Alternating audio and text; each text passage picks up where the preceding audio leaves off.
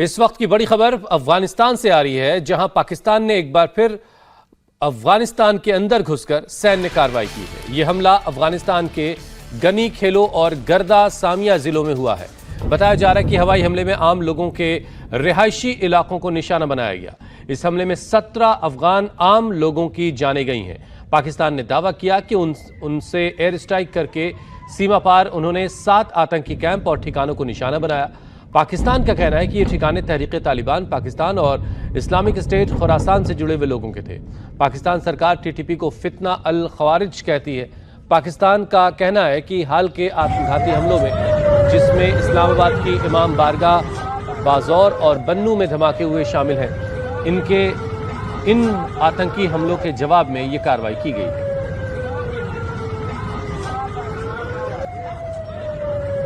तो अफगानिस्तान के 2 जिलों के अंदर घुस करके पाकिस्तानी सेना ने, पाकिस्तानी एयरफोर्स ने यह कार्रवाई की है और इसे आतंकी गतिविधियों के खिलाफ कार्रवाई करार दिया है। जबकि अफगानिस्तान की तरफ से बताया गया कि उसके 2 इलाकों में इन हवाई हमलों में 17 आम लोगों की जानें गई हैं। पाकिस्तान की तरफ से जो बम गिराया गया, उसके बाद का जो मंजर था वो आपकी स्क्रीन पर है। आग और धूल धुएं का गुबार। पाक अफगानिस्तान बॉर्डर की ये तस्वीरें हैं।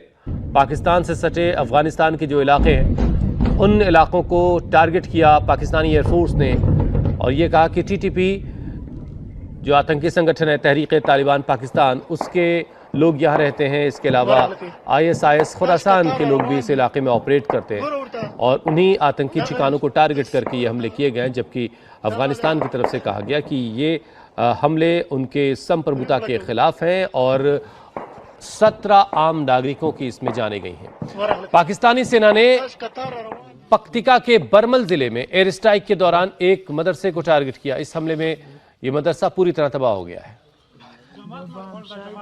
ये तस्वीरें आप देख रहे हैं, रात के वक्त की ये तस्वीरें हैं जब ये हमला हुआ। उसके बाद फौरन बात की। पाकिस्तानी सेना ने उर्गुन जिलों के साथ नंगरहार के खोगियानी, बहसूद और गनी खेल जिलों में भी एयर स्ट्राइक की है।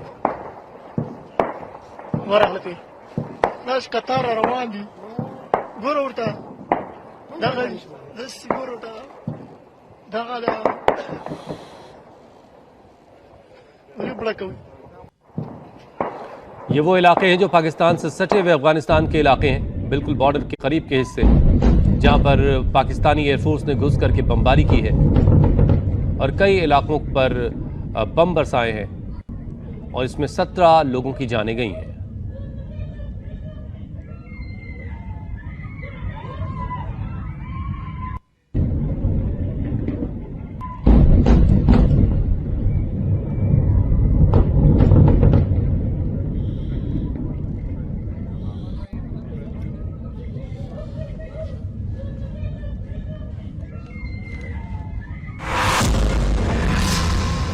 और अगली बड़ी खबर पड़ोसी देश नेपाल से है, जहां 2 समुदायों के बीच में जमकर हिंसक झड़प हुई है। यह मामला नेपाल के रौतहट जिले के गौर क्षेत्र के सपगढ़ा गांव में एक शादी कार्यक्रम में बारात के दौरान की है। इस बारात में गाना कुछ बज रहा था। जिस वक्त बारात गाड़ी मस्जिद के सामने से गुजर रही थी, तभी डीजे बंद करवाने को लेकर कुछ बहस हुई। यह मामला इतना बढ़ा कि दोनों पक्षों के बीच पथराव हो गया, जिसके बाद उपद्रवी मस्जिद की छत पर चढ़ गए और वहां से पत्थरबाजी करने लगे। इसी दौरान कुछ लोगों ने घरों की छतों से भी पथराव किया। हंगामे की खबर मिलने के बाद मौके पर पुलिस पहुंची। उपद्रवियों ने पुलिस की गाड़ी पर भी हमला कर दिया, उसमें आग लगा दी गई। घटना के बाद इलाके में कर्फ्यू लगा दिया गया। साथ ही पुलिस ने 20 उपद्रवियों को हिरासत में लिया। तो ये तस्वीरें आप देख रहे हैं नेपाल की, जहां पर एक शादी के दौरान डीजे को लेकर के 2 पक्षों के बीच विवाद हुआ और इसके बाद पत्थरबाजी हुई और जमकर हिंसक झड़प हुई दोनों गुटों के बीच। मौके पर पुलिस पहुंची तो पुलिस की गाड़ी के ऊपर हमला हो गया। पुलिस की गाड़ी फूंक दी गई। रप्पा रप्पा फाड़ेंगे, रप्पा रप्पा।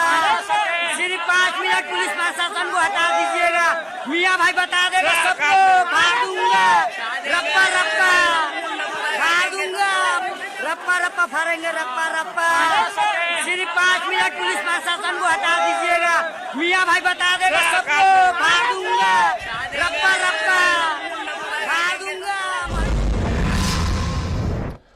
बनारस हिंदू विश्वविद्यालय में हुई फायरिंग के बाद छात्रों के प्रोटेस्ट को देखते हुए कैंपस में बड़ी संख्या में पुलिस फोर्स की तैनाती की गई है। शनिवार देर रात बिरलाए हॉस्टल के सामने फायरिंग की खबर पर सैकड़ों छात्र हॉस्टल से बाहर निकलकर चौराहे पर धरने पर बैठ गए।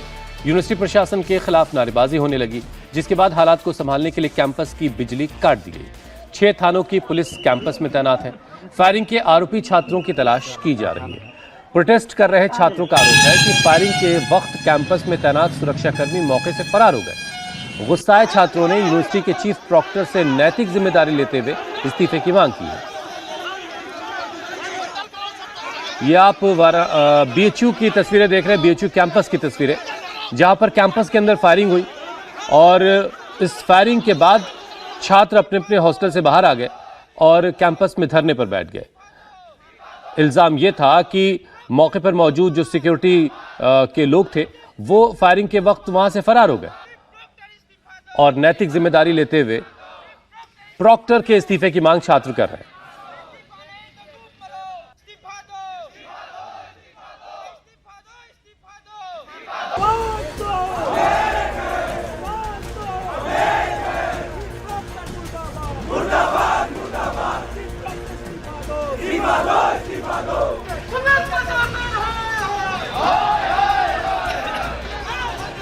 बनारस हिंदू विश्वविद्यालय के छात्र एक बार फिर आंदोलन के मूड में हैं।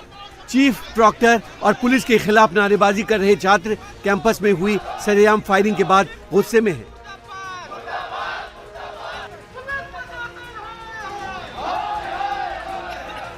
शनिवार रात करीब 9 बजे गोलीबारी के बाद बीएचयू के बिरला ए हॉस्टल के छात्रों ने कैंपस में जोरदार विरोध प्रदर्शन किया।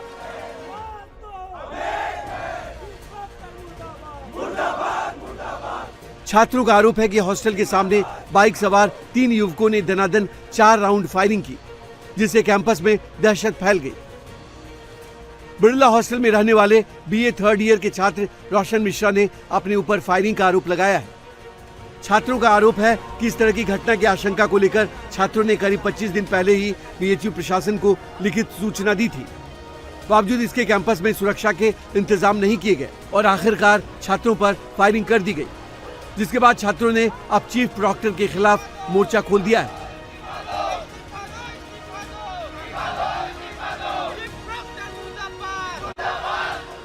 चार राउंड फायरिंग हुई और दोनों लोग के हाथ में था असलहा। तपस बाइक चला रहा था, ऋषभ राय और ये पीयूष तिवारी। किसको लक्ष्य करके फायरिंग हुई है? सर हमें और हमारे मित्र रोशन मिश्रा, क्योंकि बकायदे वक्त पे हम ही दोनों वहीं पे थे। जिसका कंप्लेंट जा रहा है मेरे प्रोक्टर के जो प्रोक्टोरियल बोर्ड के मेंबर है, हमारे वार्डन है सत्यप्रकाश सिंह सर, वो प्रोक्टोरियल बोर्ड के मेंबर भी, वो जब जानकारी दिए हैं उसके बावजूद भी आप गंभीरता से उस चीज को नहीं ले रहे, तो इसका मतलब आप सह दे रहे हैं। तो मेरी सिर्फ इतनी मांग है कि विश्वविद्यालय प्रशासन में चीफ साहब जो है, जिनको इसकी पूरी जानकारी थी, तो तत्काल प्रभाव से इस मामले की जिम्मेदारी लेते हुए पहले इस्तीफा दें। उनको पूरी जानकारी थी और स्थानीय प्रशासन से यही उम्मीद करते हैं कि वो कुछ संतोषजनक पहले करें। बनारस हिंदू यूनिवर्सिटी में गोली चलने की वारदात को 2 हॉस्टल से जुड़े विवाद के तौर पर देखा जा रहा है। बिरला और रुइया हॉस्टल के छात्रों के बीच हुए इस विवाद को लेकर कहा जा रहा है कि जिस छात्र पीयूष पर गोली चलाने का आरोप है वो रुइया हॉस्टल में रहता है। इधर फायरिंग की सूचना के बाद कैंपस में भारी संख्या में पुलिस फोर्स की तैनाती की गई है। पुलिस ने मौके से कारतूस के 4 खोखे बरामद किए हैं। तो वहीं देर रात विश्वविद्यालय प्रशासन के खिलाफ प्रोटेस्ट और कैंपस में तनाव को देखते हुए कैंपस की लाइट काट दी गई। 9:30 बजे हमारे एसीबी भेलीपुर को एक कॉल आया था। रोशन नामक विद्यार्थी ने कहा था कि उनके ऊपर जानलेवा हमला हुआ है, फायरिंग हुई है। सूचना प्राप्त होते ही हमारे चौकी इंचार्ज, एसएचओज और एसीपी और मैं खुद यहाँ पर मौके पर आया। मौका मुआयना हमने कर लिया है।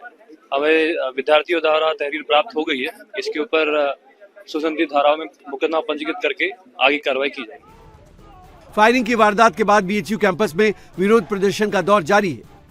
चीफ प्रॉक्टर संदीप पोखरिया के इस्तीफे की मांग पर अड़े छात्रों के धरने को देखते हुए कैंपस में करीब आधा दर्जन थानों की पुलिस तैनात है।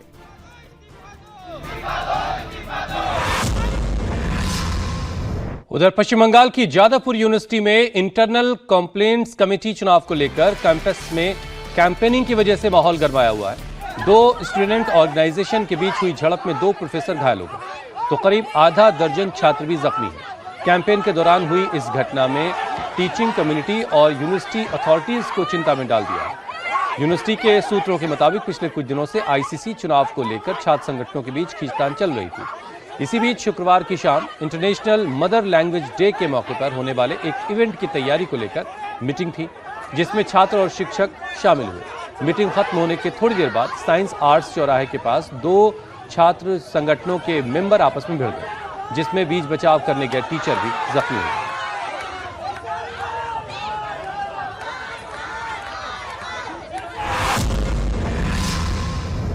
माघ मेले में स्नान विवाद के बाद शंकराचार्य स्वामी अवी मुक्तेश्वरानंद एक और मुश्किल में फंस गए हैं। प्रयागराज की पॉक्सो स्पेशल कोर्ट ने स्वामी अवी मुक्तेश्वरानंद के खिलाफ एफआईआर दर्ज करने का आदेश दिया। कोर्ट ने प्रयागराज के झूसी थाने में शंकराचार्य अवी मुक्तेश्वरानंद, उनके शिष्य मुक्तानंद और 2-3 अज्ञात लोगों के खिलाफ केस दर्ज करने का आदेश दिया। प्रयागराज स्पेशल जज पॉक्सो एक्ट विनोद कुमार चौरसिया ने प्रयागराज पुलिस कमिश्नर की जांच रिपोर्ट के बाद यह आदेश दिया। स्वामी अवी मुक्तेश्वरानंद पर आशुतोष ब्रह्मचारी ने नाबालिगों के साथ आश्रम में यौन शोषण का आरोप लगाया था। स्वामी अवी मुक्तेश्वरानंद ने उन पर लगे सभी आरोपों को झूठा बताया। उनका कहना है कि उन पर आरोप लगाने वाला खुद हिस्ट्री शीटर है। फर्जी केस की सच्चाई जल्द सामने आएगी।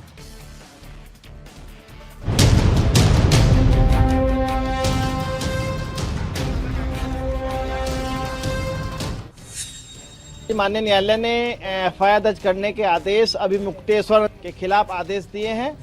तो गौ माता की जो आवाज हम उठा रहे हैं, इस आवाज को बंद करने के लिए सारे प्रयत्न हो रहे हैं। पुलिस विवेचना करेगी और सारी चीज, सारे तथ्य कोर्ट को बताएगी कि कहां-कहां ये उन्होंने अपराध किया है, कैसे-कैसे कितनी बार बच्चों के साथ कुकर्म किया है। मुकदमा दर्ज होकर के उस पर जांच होकर के दूध का दूध पानी का पानी होना, यही प्रक्रिया है। शंकराचार्य अभी मुक्तेश्वरानंद की बढ़ी मुश्किलें। यौन शोषण के आरोप पर दर्ज होगी एफआईआर।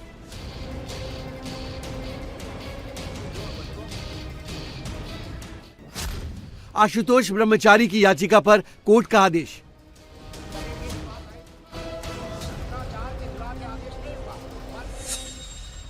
शंकराचार्य अभी मुक्तेश्वरानंद की मुश्किलें एक बार फिर बढ़ती दिख रही हैं।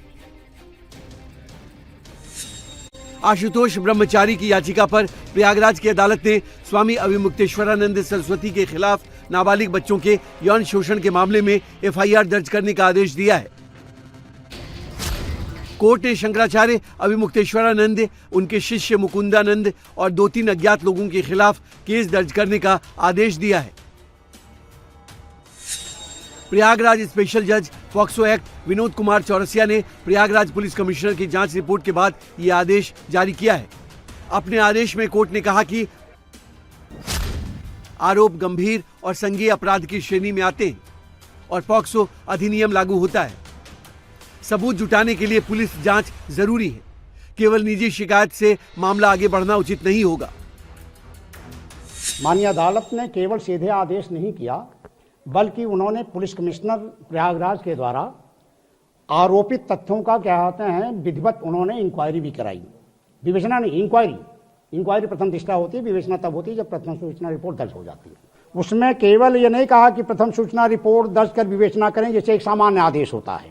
चूंकि ये विशिष्ट और विशिष्टतम प्रकरण था, इसलिए माननीय अधीनस्थ न्यायालय ने स्तब्धता महसूस करते हुए उन तथ्यों पर किया, जैसे होता है हाय राम, ऐसा भी।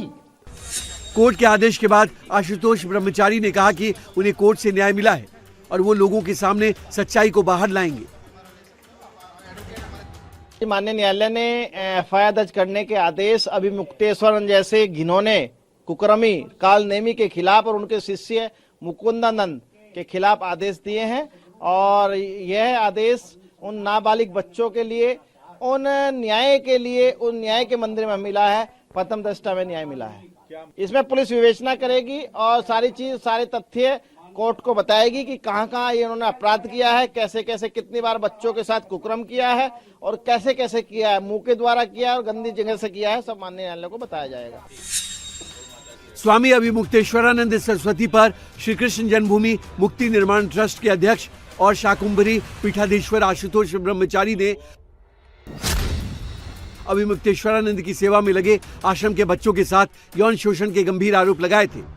इन आरोपों को लेकर उन्होंने प्रयागराज कोर्ट में 28 जनवरी को 173(4) के तहत कंप्लेंट रजिस्टर करने के लिए याचिका दाखिल की थी, जिसके बाद दोनों नाबालिगों के कोर्ट में वीडियोग्राफी के साथ बयान दर्ज किए गए थे। सुनवाई के बाद पॉक्सो स्पेशल कोर्ट ने फैसला सुरक्षित रख लिया था, जिसके बाद अब कोर्ट ने FIR दर्ज करने का आदेश दिए हैं।